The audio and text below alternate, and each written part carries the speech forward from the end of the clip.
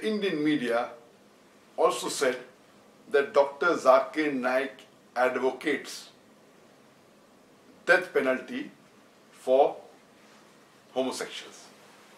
Actually, there was a question asked to me that what is the punishment for homosexuals? And I said that as far as the Quran is concerned, Quran says that do you prefer men, it's saying to the men, that do the men prefer men in preference to women? Ah, what an evil thing. And Islam is against homosexuality. But as far as the punishment for homosexuality is concerned, it is nowhere mentioned in the Quran.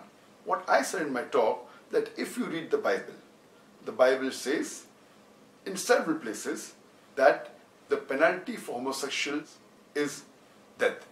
And the Bible says in the book of Leviticus, chapter number 20, verse number 13, that the homosexual should be put to death. This is the teaching in the Bible. Christianity is against homosexuality, but this is what is mentioned in the Bible. And I, being a student of comparative religion, I give this answer.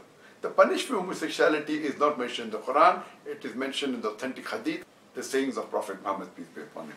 But as far as the biblical teaching is concerned, it prescribes death penalty for the homosexual. This is what I mentioned.